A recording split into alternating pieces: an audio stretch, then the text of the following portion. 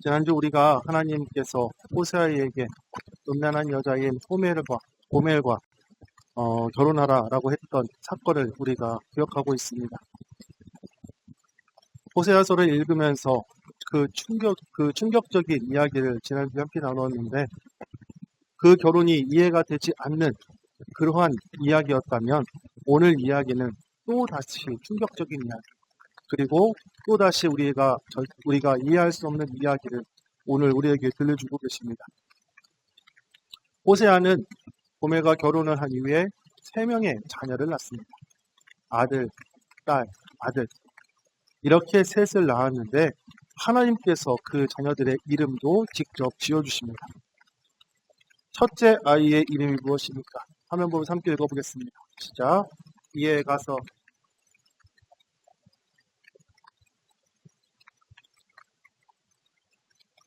여호와께서 호세아에게 이르시되 그의 이름을 이스라엘이라 하라. 여기에서 이스라엘이라고 하는 이름은 사마리아와 갈릴리 사이의 지역의 지명 이름입니다. 그런데 하나님께서 왜 이 지명을 이름으로 지으라 하셨을까? 4절 하반부에 보면 이와 같이 이야기합니다. 읽어보겠습니다. 시작. 조금 후에 예후의 집에 이스라엘 족속의 나라를 폐할 것입니다. 여기에서 이스라엘이라고 하는 이 이름, 이 지명과 예후라고 하는 인물을 연결시키는 것을 볼 수가 있습니다. 예후는 어떤 사람입니까? 예후는 쿠데타를 일으켜 당시 권력을 잡은 아합 왕과 오므리 왕가의 사람들을 심판하며 학살했던 인물입니다. 즉 대량 학살이 일어난 곳이 바로 이 이스라엘인 것입니다. 주석가인 제임스 린버그라고 하는 학자는 이 부분을 이와 같이 설명합니다. 자녀의 이름을 이스라엘이라고 칭하는 것은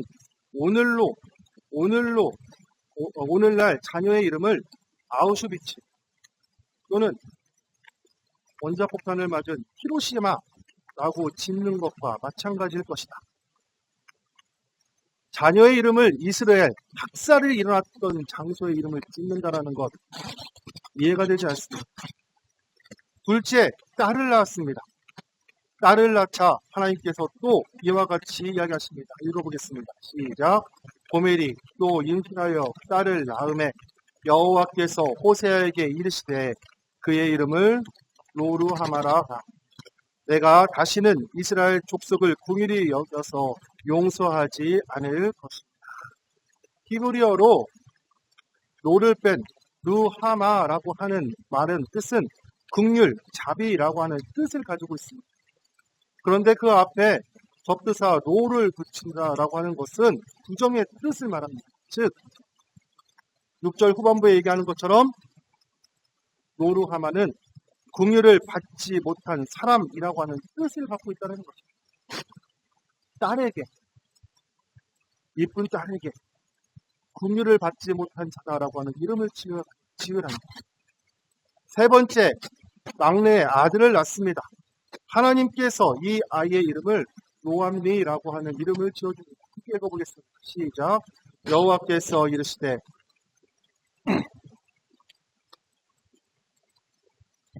나는 너희의 하나님이 되지 아니할 것입니다. 마찬가지로 암리라고 하는 말은 백성이라고 하는 뜻을 가지고 있습니다. 그런데 그 앞에 로를 붙임으로써 내 백성이 아니다, 즉 하나님의 백성이 아니다라고 하는 뜻을 막내 아들에게 지어주라라고 이야기하고 있습니다. 하나님께서 자녀 셋을 주셨는데 자녀 셋의 이름을 이와 같이 회개망측하게 이름을 지어주셨던 것입니다. 이스라엘, 로루하마, 로암리, 이 이름을 지으라고 하는 하나님의 명령에 호세아는 또 순종하며 그 말씀을 따릅니다. 그들의 심령으로 그 자녀들의 마음을 가지고 그 자녀들이 이러한 이름을 가졌을 때 그들의 삶은 어떠하였는가라고 하는 생각으로 호세아서 1장을 묵상하고 읽다 보면 참 그들의 삶이 평탄치는 않았을 것이다 라고 하는 생각이 듭니다. 누군가 이름을 물어볼 때마다 친구들이 자신의 이름을 부를 때마다 그의 이름이 어떠합니까? 부정적인 이름입니다. 저주의 이름입니다. 거기에서 끝나는 것이 아니라 그 자녀들이 눈을 뜨고 집에서 잠을 자고 눈을 떠보면 가정은 또 온전한 가정이 아닙니다. 어머니는 자녀들을 버려놓고 다른 남자에게로 찾아가고 그 찾아간 여인을 아버지는 또 찾아가서 그 어머니를 다시 데려오는 거죠. 아마도 이 자녀들은 자라나면서 많은 상처를 받았을 것입니다. 다른 사람들과의 관계 가운데서도 열등감도 가졌을 것이고 죄책감에도 시달렸을 것입니다. 그러면서 아마 그들은 이런 생각을 했을 것입니다. 하나님이 왜 나를 이런 집에서 태어나게 했을까? 왜 나에게는 이쁜 이름, 축복의 이름이 아니라 이와 같은 저주의 이름을 지어주셨나? 나는 정말 사랑받지 못하는 사람인가? 하나님마저도 나를 버린 것인가? 이러한 의미에서 호세아의 세 자녀의 이야기는 남의 이야기가 아닙니다. 우리 역시 살아가면서 저마다 상처와 열등감과 실패의 이름표를 달고 살아가는 것이 우리입니다. 어떤 사람은 나는 부족한 사람이다 라고 하는 이름을 붙잡고 살아가는 사람도 있고, 어떤 사람은 나는 실패자다 라고 하는 이름을 붙잡고 살아가는 사람들이 있습니다. 나는 사랑받을 자격이 없다 라고 하는 것을 붙잡고 살아가는 사람도 있습니다. 호세아의 세 자녀가 가졌던 절망과 비관이 어찌 보면 우리의 이야기와 비슷합니다.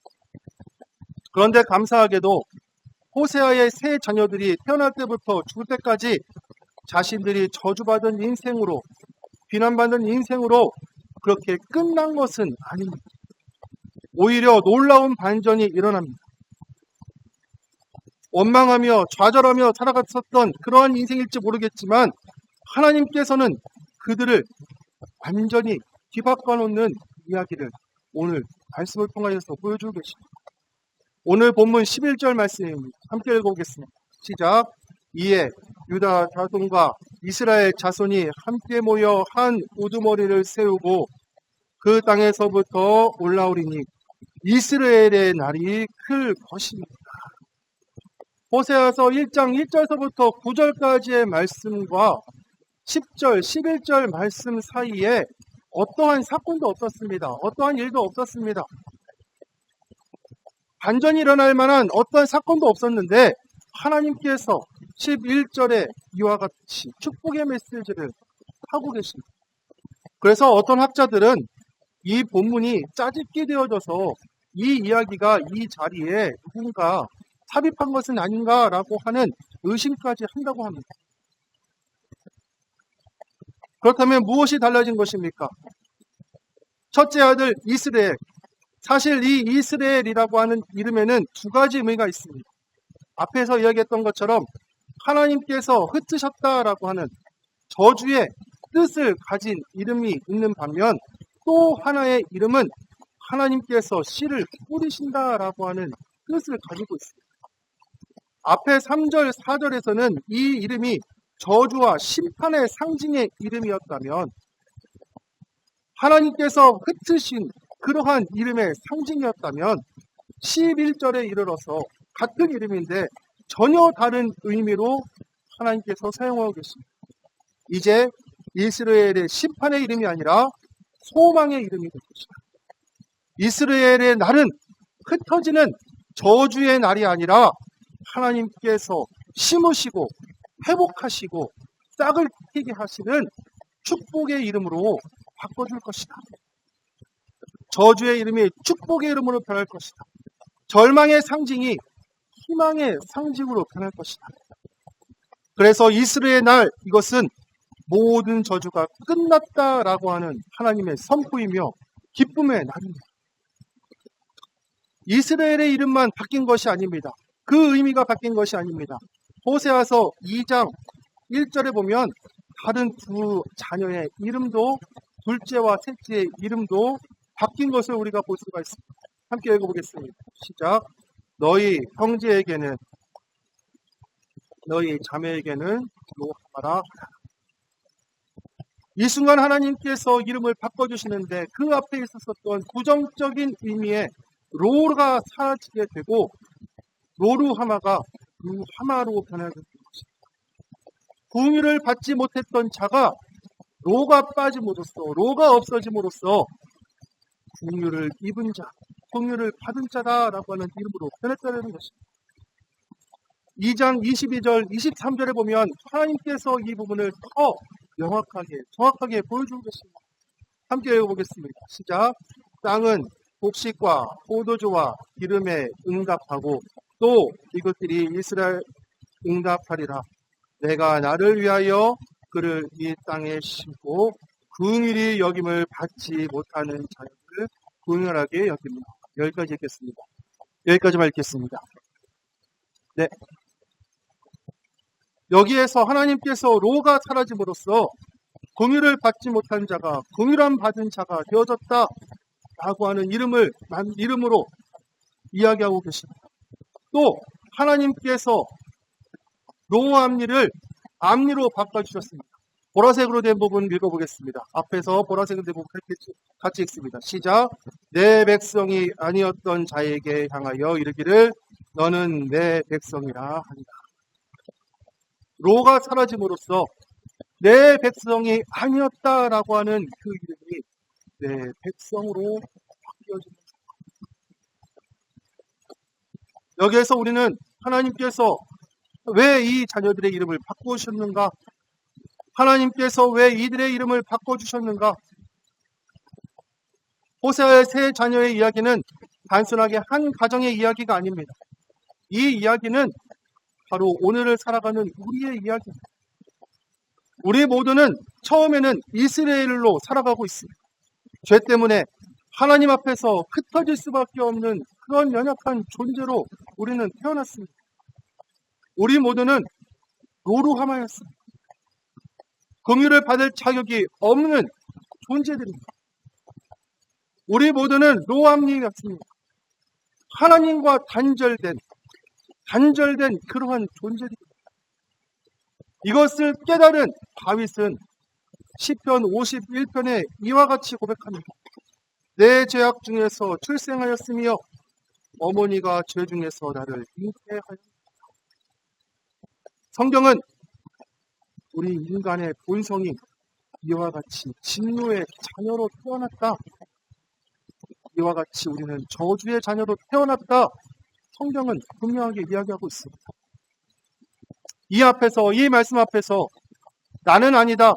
나는 태어날 때부터 의인으로 태어났다라고 선포할 수 있는 사람이 누가 있습니까? 우리는 너나 할 것 없이 모두 죄로 말미암아 태어난 사람입니다. 죄로 말미암아 사랑받을 수 없는 사람으로 태어난 것이 우리의 모습입니다. 우리 모두는 처음부터 하나님의 은혜가 필요했던 사람들입니다. 하나님 없이는 살아갈 수 없는 연약한 존재들입니다. 제가 의정부에서 목회할 때 만났던 청소년들은 겉으로는 센 척하는 그러한 남자아이들이었습니다. 겉으로는 허세가 가득하고 교복을 입고 길에서 담배를 피우는 것이 멋이고 자랑이었던 아이들입니다. 주말이면 술에 취해서 의정부 시내를 돌아다니며 고래고래 소리를 지르던 아이들. 그런데 그 아이들과 만나서 대화를 나누고 그 아이들의 깊은 속 이야기를 들어보면 불행한 가정에서 태어나 내가 아무것도 할 수 없는 연약한 존재라고 하는 그러한 걱정과 두려움에 사로잡혀 있습니다. 나는 죄가 많기 때문에 우리의 가정은 너무나도 형편없기 때문에 사랑받을 자격이 없다. 나는 긍휼을 받지 못하는 자다. 로루하마다. 나는 로합니다. 나는 긍휼을 받을 수 없는 인생일 뿐만 아니라 나는 사랑을 받을 자격이 없다. 신이 있다고 한다면 그 신마저도 나를 버린 것 같은 인생이다. 18, 19살의 마음에 이와 같은 마음이 있어서 하나님이 흩으신 것처럼 이스라엘의 꼬리표를 달고 살아갔었던 사람들이 바로 그때 만났던 그 아이들의 모습이었습니다. 그런데 그러한 모습이 그 아이들의 모습만이 아니었습니다. 나의 모습이기도 하였습니다. 나의 상처이기도 하였습니다. 오늘 호세아의 세 자녀가 이와 같이 절망적인 인생, 비관적인 인생을 살아가고 있었을 때 하나님께서 그들의 이름을 바꿔주셨습니다. 하나님께서 왜 그들의 이름을 바꿔주셨는가? 하나님께서 어떻게 그들의 이름을 바꿔주셨는가? 오늘 말씀은 10절입니다. 10절 함께 읽어보겠습니다. 시작. 그러나 이스라엘 자손의 수가 바다의 모래같이 되어서 헤아릴 수 없고 셀 수도 없을 것이며 전에 그들에게 이르기를 너희는 내 백성이 아니라 한 그곳에서 그들에게 이르기를 너희는 살아계신 하나님의 아들이라. 앞에 9절까지 이와 같은 이름을 주셨었던 하나님께서 10절에 오셔서 그러나라고 하는 선포를 하고 계십니다. 이 하나님의 그러나로 이들의 인생이 바뀌었습니다. 이 하나님의 그러나의 개입을 통하여서 저주의 인생, 저주의 삶이, 불행한 인생이 바뀌기 시작했습니다. 그러나의 하나님이 개입하심으로 흩어졌던 그의 인생이 하나님 안에서 다시 싹을 틔우는 인생이 되어졌고, 그러나의 하나님이 임재하심으로 긍휼을 받을 수 없는 긍휼함을 그러나의 하나님을 만난 그 이후로 하나님으로부터 멀리 떨어져 나아가 하나님 없이 살았던 인생이 하나님의 백성이 되어진 축복. 성경에 보면 이와 같은 은혜를 경험했던 사람이 베드로입니다. 베드로전서 2장 10절에 보면 너희가 전에는 백성이 아니더니 이제는 하나님의 백성이요 전에는 긍휼을 얻지 못했더니 이제는 긍휼을 얻으리라. 호세아가 말했던, 호세아가 경험했던, 호세아 가정이 경험했던 그러나의 그 사건이 과거에 끝난 사건이 아니라 베드로는 이야기합니다. 내가 경험한 사건이고 오늘 우리에게 주시는 하나님의 회복의 메시지다. 사랑하는 성도 여러분, 오늘 우리가 우리의 노력이 아닌, 우리의 능력으로 아닌 오직 전적인 하나님의 은혜 가운데 그러나의 하나님을 만나시는 귀하고 복된 우리 모두가 되시기를 주님의 이름으로 축복합니다. 그러나의 은혜를 경험하십시오. 그러나 하나님께서 함께 하시면 나의 상황과 환경을 뛰어넘는 은혜가 우리에게 있을 줄 믿습니다. 그러나의 하나님께서 우리의 가정에 그러나를 선포하시면 깨어졌던 우리 가정, 망가졌던 우리 가정이 회복이 될 줄 믿습니다. 그러나의 하나님께서 우리 교회, 이 나라에 임하시면 이 나라가, 우리 한국교회가, 우리 서울교회가 하나님의 백성이 되어질 것입니다. 하나님의 자녀가 되어질 것입니다. 하나님의 택하신 백성이 될 줄 믿습니다. 그러나의 은혜를 받는 자리가 어디입니까? 십자가. 죄인이 의인이 되는 자리, 원수가 자녀가 되는 자리, 저주받은 자가 복받는 자리가 되는 자리. 그 자리가 십자가의 자리, 그 십자가의 피로 세운 은혜의 자리인 줄 믿습니다. 사랑하는 성도 여러분, 이 세 자녀의 이야기를 읽으며 성경에는 많은 이야기가 구성되어 있지 않지만 이 자녀들이 그러나의 하나님을 만날 수 있었던 가장 큰 은혜는 무엇이었을까? 무엇이었을까? 그가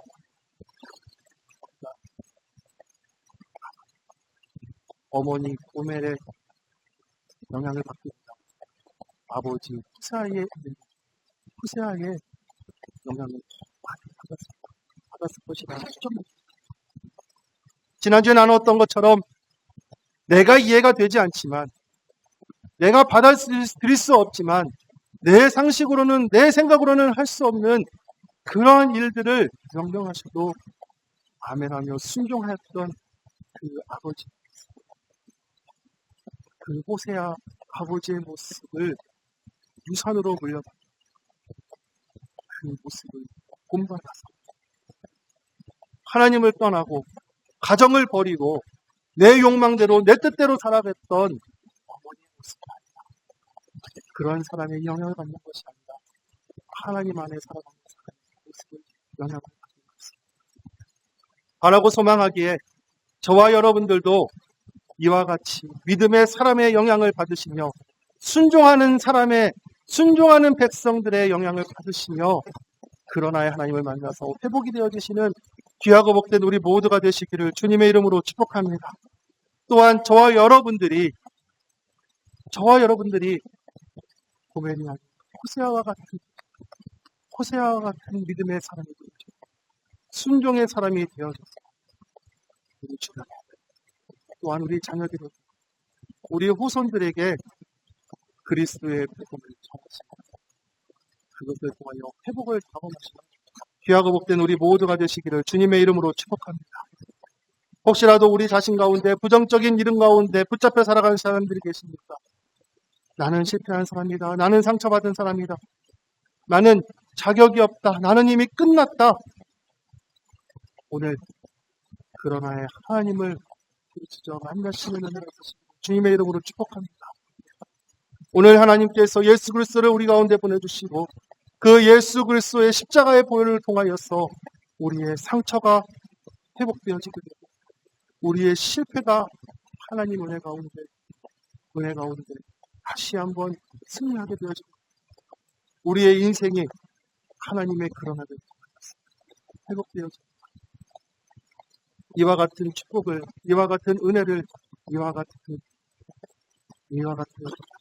하나님의 은혜를 경험하시는 귀하고 복된 우리 모두가 되시기를 주님의 이름으로 축복합니다. 기도하겠습니다.